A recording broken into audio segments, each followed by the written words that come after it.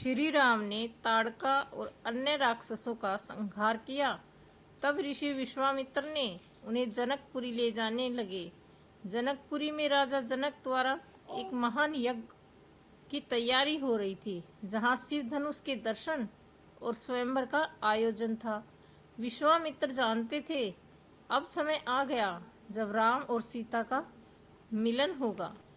विश्वामित्र दोनों राजकुमार राम और लक्ष्मण को लेकर मिथिला के लिए चल दिए। सिद्ध आश्रम के अनेक अन्य ऋषि भी उनके साथ में थे। विश्वामित्र तरह तरह की पौराणिक कथाएं सुनाते जा रहे थे। नए स्थानों और वनों में श्री राम उनसे पूछते और मुनि बड़े प्रेम से उनकी कथा बताते। सोन नदी को पार करके वे सब एक बड़े सुंदर प्रदेश में पहुंच गए। वहाँ बड़े सुहाने वन थे। श्री राम ने उस देश के बारे में मुनि से पूछा। विश्वामित्र ने बताया कि यह हमारा ही देश है। बहुत पहले मैं यहाँ का राजा था। इसी पर उन्होंने अपनी वंशावली भी राम लक्ष्मण को बताई। रात को विश्राम के में फिर आगे बढ़े। विश्वामित्र ने गंगा की उत्पत्ति, पार्वती की कथा और स्वामी कार्तिक के जन्म की कहानी भी राम और लक्ष्मण को रास्ते में सुनाई। जब वे मिथिला के निकट पहुँचे तो नगर के बाहर उन्हें एक सूना सा आश्रम दिखाई पड़ा। श्री राम ने उसके विषय में जानना चाहा। ऋषि बोले कि किसी समय एक गौतम मुनि का आश्रम था। जब वे अपनी पत्नी अहल्या के साथ यहाँ रहते थे तब इसकी शोभा बहुत ही अद्भुत थी। एक दिन बड़ी दुखद घटना हुई। एक रात वो सवेरा जो जाने में भ्रम में, तब गौतम ऋषि गंगा के स्नान को गए तो ऋषि के भेष में इंद्र आश्रम में घुस गया। तब वे आश्रम से निकल रहा था। उसी समय महर्षि गौतम आ पहुँचे। इंद्र को देख के उन्हें क्रोध आया। उसे बहुत कठोर श्राप दिया। उन्होंने अहल्या का भी त्याग कर दिया। अब वे पत्थर की मूर्ति की तरह रहती है। मन में राम राम करती हुई दिन काट रही है। यह कथा सुनकर राम अहल्या की पर बहुत दया आई। राम ने बढ़कर ऋषि पत्नी के पैर छुए। राम को स्पर्श पाते ही अहल्या श्राप से मुक्त हो गई। वह पहले की तरह सुंदर हो गई। गौतम ऋषि ने भी अहल्या को सहर्ष स्वीकार कर लिया। इस घटना से राम का यश और भी ज्यादा फैल गया। राजा जनक को विश्वामित्र के आने का समाचार मिला तो वे सतानंद तथा अन्य ऋषियों को लेकर स्वागत करने के नगर से बाहर आए।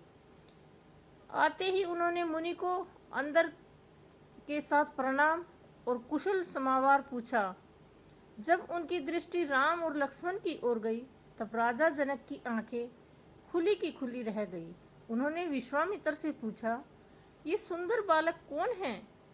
किसी राजकुल के भूषण हैं अथवा साक्षात भगवान ही हैं? मेरा सहज विरागी मन भी इन्हें देखकर इनकी ओर खींचा चला जा रहा है। तब विश्वामित्र ने कहा, महाराज आपका कहना बिल्कुल ठीक है। ये कौशल नरेश महाराज दशरथ के पुत्र हैं। आपके सुनाम के विचित्र धनुष को दिखाने के लिए मैं इन्हें अपने साथ लेकर आया हूँ। पुत्री सीता के विवाह के संबंध में जो आपने प्रण किया है उसे मैं सुन चुका हूँ। राजा जनक ने मुनि को की स्तुति की और यज्ञशाला के निकट की एक रमणीक उद्यान में मुनि और लक्ष्मण के ठहरने का प्रबंध कर दिया। तभी क्षण राम मध्यन धनु तोरा, भरे भुवन धुरी घोर कटोरा। अगले ही दिन गुरु विश्वामित्र के साथ राम लक्ष्मण यज्ञशाला में गए। राजा ने उन्हें एक ऊंचे आसन पर बिठाया और विश्वामित्र ऋषि ने जब फिर धनुष की बात छेड़ दी तब जनक ने सेवकों को बुलाया और धनुष को लाने की आज्ञा दी। यह धनुष लोहे की 8 पहियों वाले एक बड़े संदूक में रखा गया था। उसे खींचकर जब सेवक ले आए तब राजा जनक बोले, मुनिवर, यह शंकर जी का धनुष है। देवताओं ने हमारे एक पूर्वज देवरात को इसे दिया था। इस भारी धनुष को कोई नहीं उठा सकता। प्रचंडा चढ़ाना तो बहुत दूर की बात है। मेरे प्रण को सुनकर अनेक राजा और देव दानव आए और लज्जित होकर चले गए। गुरु का संकेत पाकर श्री राम ने धनुष सहज ही उठा लिया और जो ही प्रचंडा चढ़ाकर उसे खींचना चाहा कि वह बीच से टूटकर 2 टुकड़ों में हो गया। जैसा भयंकर शब्द हुआ कि पृथ्वी कांपने लगी। धनुष टूटते ही राजा जनक की खुशी का ठिकाना न रहा।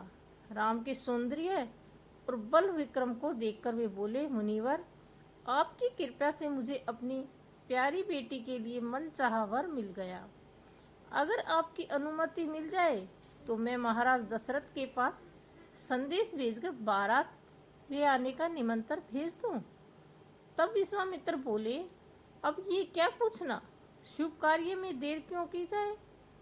राजा जनक ने अपने चतुर मंत्रियों को शीघ्र ही रथ द्वारा अयोध्या जाने की आज्ञा दी और राम के पिता दशरथ को बारात सहित वहां बुलाने के लिए न्योता भी दिया। राम और लक्ष्मण की यात्रा हमें सिखाती है कि सच्चे योद्धा पहले विनम्र और मर्यादा होते थे। जनकपुरी हमें सिखाती है कि जब सच्चे भगत और सच्चे राजा मिलते हैं तो धर्म, संस्कृति और भक्ति का संगम होता है।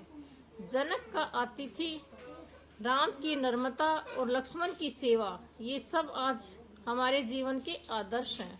अगर आपको यह कथा सुंदर और प्रेरणादायक लगी हो तो वीडियो को लाइक करें, शेयर करें और हमारे चैनल सरल ज्ञान को सब्सक्राइब करना ना भूलें। कमेंट में ज़रूर बताएं कि अगली कथा आप शिव धनुष तोड़ने की सुनने चाहते हैं। बोलिए जय श्री राम, जय जानकी।